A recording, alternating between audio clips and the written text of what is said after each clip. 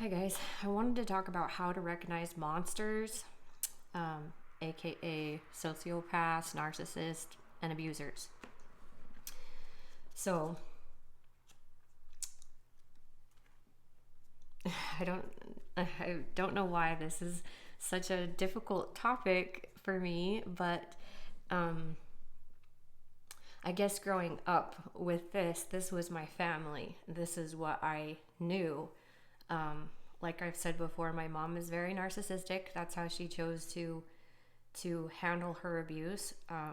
She used me a lot. She put her burdens on me a lot. Stepped on my shoulders to get where she needed to be. And like I've said before, there was lots of narcissism in different extents on both sides of my family. Um, the one being the kind of pride that you're like better than people, that you're, because your life looks better, because you've been more successful, because you're prettier, because you're more confident.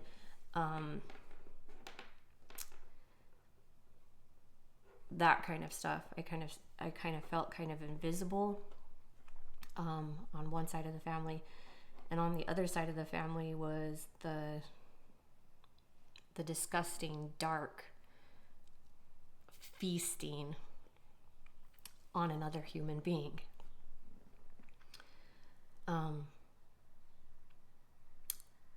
But like I said, this was my family. I love them very, very much. I actually can see clearly why they did the things they did. And I grew up collecting a whole bunch of friends that kind of wanted to stand on my shoulders as well. And me thinking that that's how life is, that's what you do, that's what it means to be Christ-like. I collected these people in a way who would see me kind of above them. Also, they didn't actually see the true me. They didn't see the me that had been raped at 5, the me that desperately needed love and touch, the me that was being attacked by my friends. And I found myself in a place where I was drowning. And I started to have to think about what my friends were doing to me, what my family was doing to me, and what it truly means to have family and friends. I cut off the relationships with my family. They were truly harming me deep to my core. And then I started to have some real conversations with my friends, because in a friendship or in any relationship, there needs to be a give and a take on both sides. It needs to be equal. Every person involved in a relationship needs to put forth their 100%. And if they don't, that is not a real relationship. That is not a good and healthy relationship. The signs that I started to recognize was selfishness in turning the conversation constantly towards themselves, in the inability to hold what I was expressing when I was able to express it, and like the anger and irritation if I wasn't responding to texts right away or phone calls right away. But when I became really dangerous to myself, self-harming, I had black eyes and from harming myself. And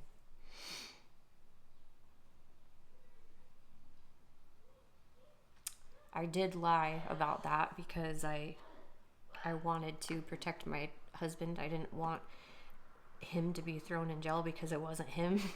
that had done that. It was me, but I needed help so bad, and my friends couldn't see that. I was literally drowning before their eyes and they couldn't see it.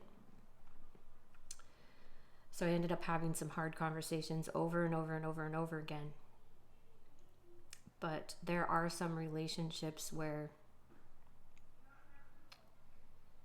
they need from you, and that's okay as long as you put them in balance and as long as they are appropriate. Like, my children will never be my best friends in that way because I am expected to give to them as their mother, and it's a little bit out of balance.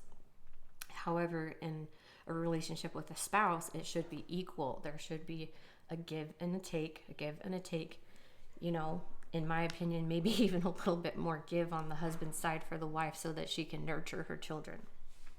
Because that's a big, big, big job. And then,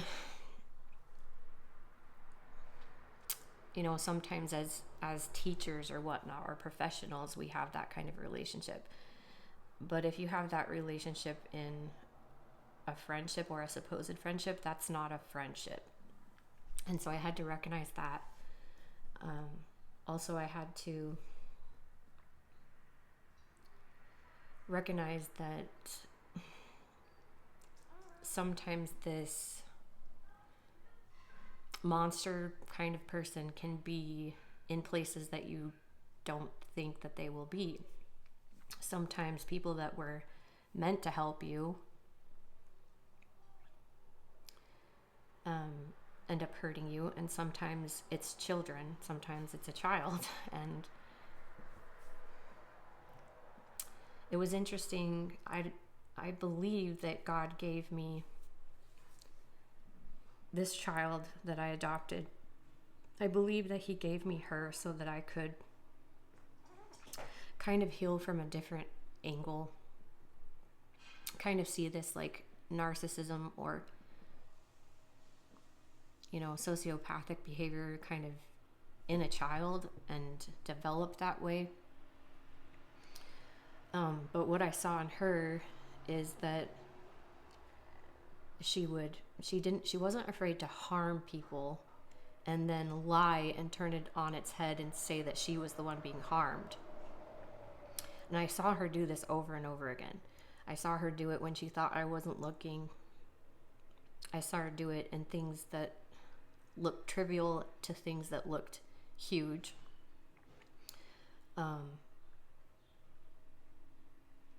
And there were certain games that she would play. And these games are the same games that my grandfather played to some extent.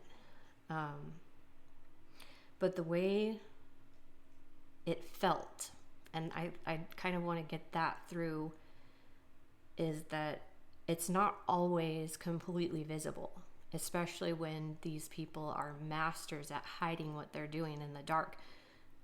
They can look like beautiful, innocent, even victims.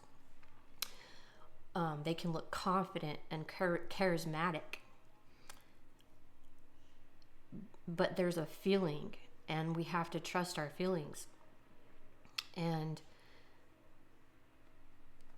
the feeling, even though I loved this child and I knew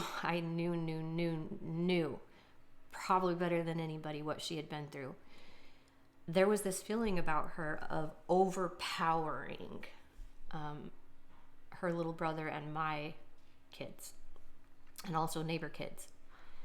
And some people saw it and some people didn't see it at all. But she loved control games.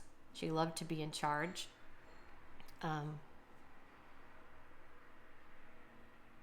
then it progressed to controlling other people's bodies.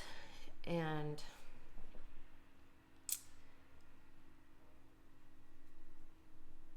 I've also had a lot of control in my marriage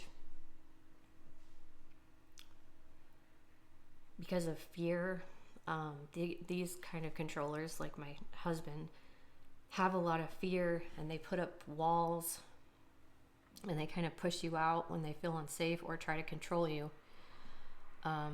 if they feel uncomfortable with something that's happening. And for me, it was when I was sad or upset, or I was expressing my emotions about how the sex feels like abuse, or how Father's Day feels bad for me because my father isn't in my life.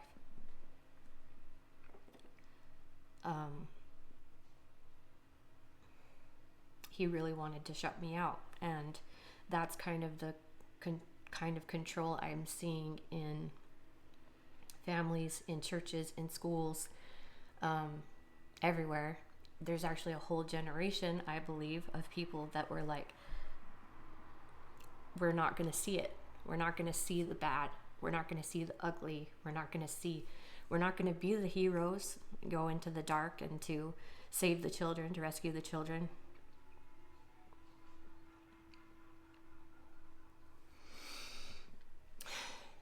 Or the veterans.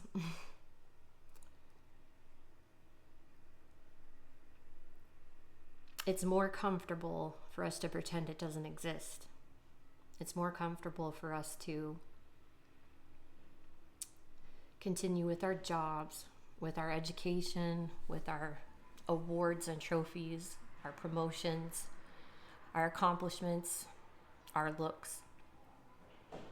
It's more difficult to be the kind of person that opens their heart, that sees, that protects the innocent, that frees the captive. And if we're going to change our world and help these people, I mean, I can't live like this anymore. I'm doing the best that I can, and I'm overcoming a lot. But I'm noticing that I need a world of love. A world where people will sit and listen. So if you're still listening, thank you.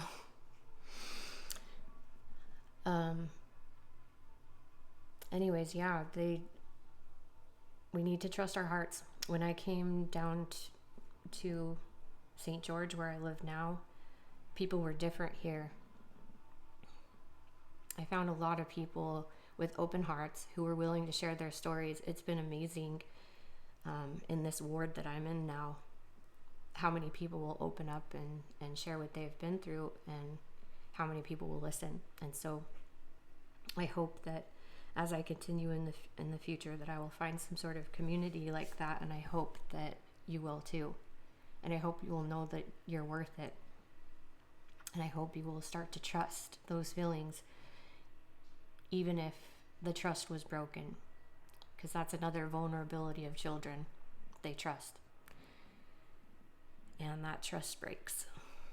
So, anyways, you have a gift.